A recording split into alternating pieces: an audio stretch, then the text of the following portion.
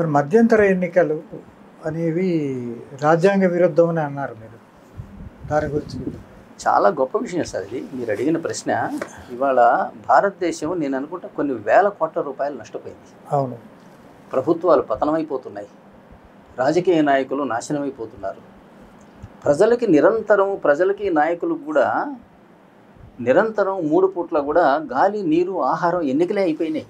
అవును, దేశ అభివృద్ధిని గురించి కానీ ఈ ప్రపంచంతో మనం పోటీపడే విషయాలు, ఆ సామాజిక ఆర్థిక రాజకీయాలు వదిలిపెట్టి పొద్దుగూకులు ఎన్నికలే. ఇవే ఇవాళ కార్యకర్తలకి బ్రెడ్ అండ్ బటర్ కింద మారిపోయినాయి. ఎందుకంటే మీకు ఈ చట్టసభలను రద్దు చేసి మధ్యంతర ఎన్నికలు పెట్టడం విషయంలోనండి, ముందు అసలు చట్టసభ రద్దు అయితేగా మధ్యంతర ఎన్నిక పెట్టేది.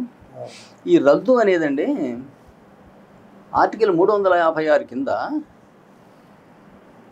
రాష్ట్ర ప్రభుత్వాలను గవర్నర్ రద్దు చేస్తాడు, ప్రెసిడెంట్ ఆఫ్ ఇండియా రద్దు చేస్తాడండి. అందులో ఇంత స్పష్టంగా ఉంటుంది కదా అంటే ఎప్పుడు రద్దు చేస్తాడు?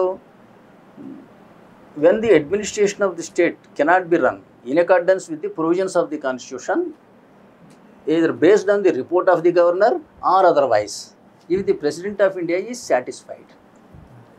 ఇది గవర్నర్ రిపోర్టు మీద కానీ ఇతరత్ర కానీ రాష్ట్రపతి కనుక సంతృప్తి చెందితే ఇక్కడ రాజ్యాంగ అధికరణాల ప్రకారంగా పరిపాలన సాగే అవకాశం లేదు అని భావిస్తే రాష్ట్ర ప్రభుత్వాన్ని రద్దు చేస్తాడు.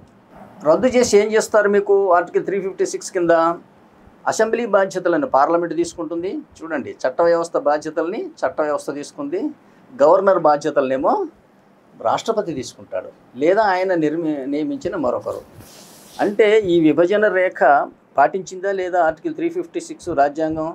చట్ట వ్యవస్థ బాధ్యత చట్ట వ్యవస్థ తీసుకుంది, కార్యనిర్వాహక వ్యవస్థ బాధ్యత కానీ ఈ కనీస పరిజ్ఞానం లేకుండా ఏం జరుగుతున్నదంటే ఈ రద్దు చేస్తుంది అంటే అందులో ఉన్న వర్డ్ ఏముంది? ఇది ఆర్టికల్ 174 ప్రకారం జరుగుతుంది.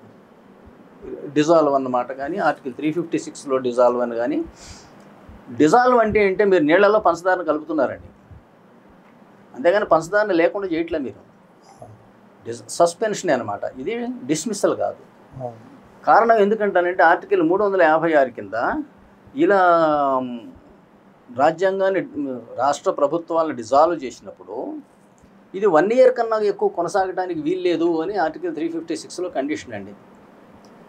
అయితే జనతా ప్రభుత్వం వచ్చి ఏదో ప్రజాస్వామ్యాన్ని కాపాడే రక్షకుల్లాగా ఒక నాటకం ఆడి 1 year కాదు, అంతకుముందు 3 years అండి, 3 years కన్నా ఎక్కువ కొనసాగడానికి వీల్లేదు. జనతా ప్రభుత్వం వచ్చి 43వ రాజ్యాంగ సవరణ ద్వారా దీన్ని 1 సంవత్సరానికి కుదించిందండి. మీరు 1 సంవత్సరానికన్నా రద్దు కొనసాగడానికి వీల్లేదు అంటే అర్థం ఏంటంటే ఇది సస్పెన్షన్ అని అర్థం చేసుకోండి. డిస్మిసల్ అంటే దేర్ ఎండ్స్ ది మ్యాటర్. కానీ ఇది 1 year కన్నా ఎక్కువ కొనసాగొద్దు ఉండడం వల్ల సస్పెన్షన్ అని అర్థం చేసుకోవాలి మనం. రెండవది ఏంటంటే నన్ను ప్రజలు ఆర్టికల్ 172 కింద 5 సంవత్సరాల కోసం ఎన్నుకున్నారు. నాకు ఆర్టికల్ 109 కింద నాకు 191 కింద నాకు ఏ రకమైన అనర్హత సంక్రమించలేదు.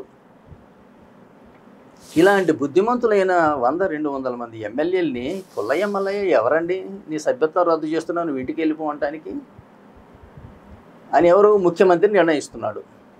అసలు ముఖ్యమంత్రి అసెంబ్లీలో సభ్యుడా? ఒక్కోసారి కాదండి, అతను కౌన్సిల్ మెంబర్ అయి ఉండొచ్చు. ప్రీవియస్ టర్మ్లో మమతా బెనర్జీ గారు కానివ్వండి, లేకపోతే యోగి ఆదిత్యనాథ్ కానివ్వండి, ఇప్పుడు బీహార్ నితీష్ కుమార్ కానివ్వండి, ఉద్ధవ్ ఠాకరే గారు కానీ, వీళ్ళందరూ నామినేటెడ్. మన దగ్గర కొణిజేటి రోషే గారు కానివ్వండి, వీళ్ళు నామినేటెడ్ ఎమ్మెల్సీలు. అంటే నువ్వు అసెంబ్లీలో మెంబర్వే కాదు, నువ్వు వచ్చి అసెంబ్లీని రద్దు చేస్తావా? తాజడ్డ కోతి వనమల్లా చేసినట్టు నీకు ఇష్టం లేకపోతే నువ్వు రాజీనామా చెయ్యి, నీ సీటుకు ఉప ఎన్నిక ఉంటుంది. ప్రజాప్రాతినిధ్య చట్టం సెక్షన్ 149, 150 ప్రకారంగా ఉప ఎన్నిక ఉంది.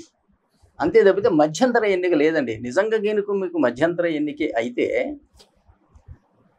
సపోజింగ్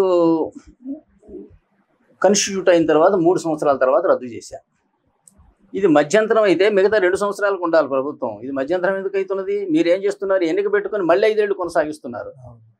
దీనివల్ల ఏమవుతున్నదంటే భారతదేశంలో లోక్సభ అండ్ అసెంబ్లీ ఎన్నికలు విభిన్నమైనటువంటి తేదీల్లో వస్తున్నాయి. అందుకోసం ఈ భారతదేశంలో ఏంటంటే ఈ ఎన్నికలు జరుపుకోవటానికే పుట్టినట్టుంది ఇది. ఒక్కో రాష్ట్రంలో ఒక్కొక్క నెలలో ఒక్కొక్క రోజు ఎన్నిక, పైగా 30 రాష్ట్రాలు. 30 రాష్ట్రాల్లో 30 నెలల్లో ఎన్నికలంటే నెలకు 2 ఎన్నికలు జరపాలి. ఇక అందరి ప్రధానమంత్రి దగ్గర నుంచి అందరి దృష్టి అటువైపే, దేశం మీద లేదు. ఈ ఓటు బ్యాంకు, ఓట్లు సంపాదించడం కోసం కులమత విద్వేషాలు రెచ్చగొట్టడం, ఆర్థిక అసమానతలను రెచ్చగొట్టడం, ఈ విధంగా దేశం అల్లకల్లోలంగా తయారవడానికి కారణం ఈ మధ్యంతర రాజ్యాంగ పరిజ్ఞానం లేకుండా మనం తెచ్చుకున్నటువంటి తర్వాతనండి. ఈ అసెంబ్లీ మెంబర్స్ అయినా ఎవరైనా లేచి అసలు ఎవరైనా సభ్యత్వం రద్దు చేసింది, ఎందుకు రద్దు చేశారు, మమ్మల్ని ప్రజలు 5 ఏళ్ల కోసం ఎన్నుకున్నారు, మేము ఏ రకమైన అనర్హత మాకు సంక్రమించలేదు, మమ్మల్ని ఎందుకు రద్దు చేశారు అని అసలు క్వశ్చన్ చేయరే. బడిగట్ట కొడితే పిల్లలు లంచ్ బెల్లు కొట్టినట్టు ఇంటి కురుకుతున్నారు. ఎందుకంటే ఎన్నికలంటే ఎవరి వాడికి పండగే, మళ్ళీ చందాలు, మళ్ళీ దుంగాములు, పార్టీ ఫండింగ్ ఇస్తుంది, మిగతా చందాలు వస్తాయి. ఈ ఎన్నికల కోసం భారతదేశం పుట్టినట్టుంది తప్పితే ప్రజల కోసం పుట్టినట్టు లేదు. ఇది మీకు రాష్ట్ర ప్రభుత్వాల గురించి చెప్పాను నేను. కనీసం ఇందులో ఏంటంటే సస్పెన్షన్ అయినా ఉంది. కానీ మీరు లోక్సభని దేని కింద మీరు సస్పెండ్ ఆర్ డిస్మిస్ చేస్తారో మీరు ఎవరికైనా ఒక సవాల్ విసరొచ్చండి, ఏ ఆర్టికల్ కింద అనేది ఉందే. అట్లాంటి ప్రకరణం భారత రాజ్యాంగంలో లేదండి. కానీ 1971లో ఇందిరాగాంధీ గారు దీనికి శ్రీకారం చుట్టారు. అందులో ప్రివీ పర్సెస్, రాజాభరణాల రద్దు వగైరా చట్టాలకి రాజ్యసభలో తగినంత మెజారిటీ లేదు అన్న కారణంతో పార్లమెంట్ లోక్సభను రద్దు చేసి మళ్ళీ ఎన్నికలకు పోయారు. మీకు రాజ్యసభలో మెజారిటీ లేకపోతే లోక్సభ ఏం చేసిందండి, దీన్ని ఎందుకంటే రద్దు చేయటం. అయితే ఆ తర్వాత భారతదేశంలో 1980లో మళ్ళీ జనతా పార్టీ చేసింది, 1980లో.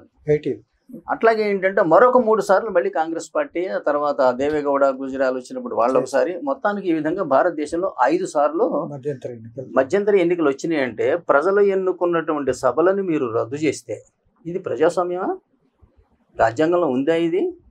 అయినా ప్రజలకు మించిన వాడు ఎవరని? ప్రజలు 5 సంవత్సరాల కోసం నన్ను ఎన్నుకొని అక్కడికి పంపిస్తే మీరేమో కాదు ఇంటికి పోంటారా? ఇదేమి రాజ్యాంగం? ఇది ఉందే రాజ్యాంగంలో? మీరు ఎవరికైనా సవాలు విసరొచ్చండి, నాది బాధ్యత.